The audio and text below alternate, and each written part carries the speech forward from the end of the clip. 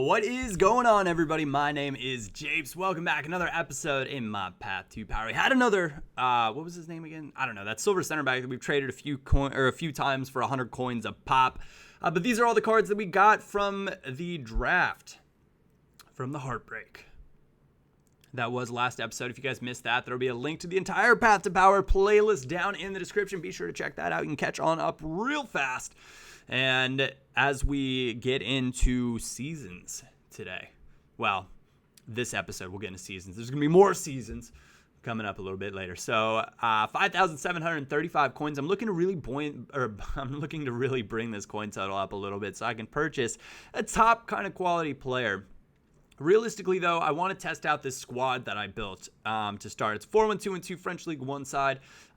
Nothing crazy, nothing super fancy right there. We're going to take Kabbalah out and put in Pastore, who, of course, we packed. Diego Roland de Preville up front. I'm just checking to see which footed they are, so they're both right footers. Go ahead and I was going to do some different instructions, but I was like, I don't even know what to do exactly. So lose connection to the server. Hopefully, knock on wood, that doesn't happen too often, not at a crucial point in the series, but on we go back on in. And the rest of the team, Hamuma looks to be a really good gold player. We got El Shaarawy on the left for an absolute bargain. Picked him up in the 59th for a buy now of about 1,500 coins. I should have showed you guys what I paid for them. But you'll see when I go on to sell them, you'll be able to see exactly what we paid because it pops up right there. But know that I did not pay much. Each one of these guys was basically discard value, and that's what you're looking for to get started. Some of the teams you guys have seen me put out as quote-unquote starter teams were a bit ambitious on my behalf. And this guy, call me Caitlin, that's a strong-looking team. And I thought, all right, well, we're going to see exactly how things go. It had to be a Barbo for the first match. It had to be. I couldn't believe it. I was like, come on. And seeing him in a BPL team is just all the more disappointing. Well, the only thing more disappointing is losing connection right there, but it wasn't me. Thank goodness. So on we go back in one more time. This time we're coming up against FC Cubs. And Cubs is rolling with a Serie A squad. And Insignia is good. He felt really, really good. Really, really difficult to play against. So I had to kind of give it to him right there. I was pretty darn impressed with some of the problems that the little man caused in the middle of the park. So it made me think, an MLS false nine with Vico? Maybe. But it's Roland getting free up the wing. And this guy is actually just a brilliant, well, I say brilliant, but he was a really, really quality non-rare that comes up with a lot of big chances. He's got 4-star skills. You can get him for 350 coins. He's got about 80 pace.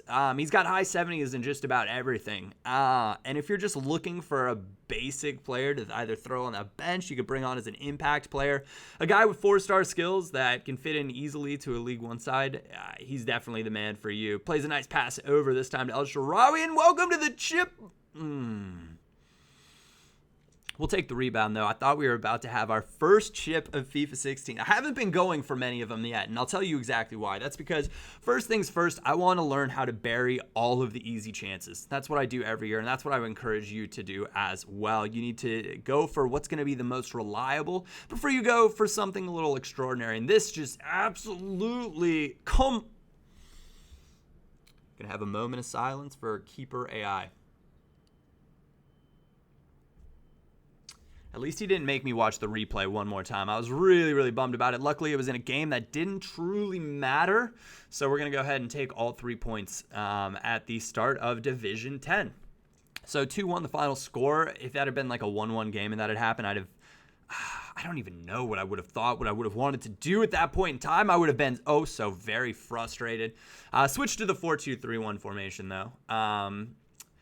I was like, all right, 4-1-2-1-2, not cutting it for me. I don't want to quite go 4-3-3 yet because Hamuma isn't exactly the type of attacker I think I'd like to have on the wing right there. He's more of a box-to-box midfielder in my mind, even though he's got 80 shooting, so maybe he is more of a right wing. I don't know, but I thought this would be a good way to go. We moved Pastore back to a holding midfield spot, a bit controversial and maybe not his best spot, but I wanted to bring in Kabbalah. I thought that was the best way to go about the squad without having to go out and buy a CDM for the team. 4-3-1-2, MLS, pacey looking strikers up front. Giro Santos over Femi Martins, and I thought, this is not FIFA 15. I'm not going to give away those easy over-the-top through balls. Not anymore. I may not have the paciest center backs in the world, but they're better until they do that. Jeji, I believe is his name, my right back, completely whiffs right there, and then I missed shuffle.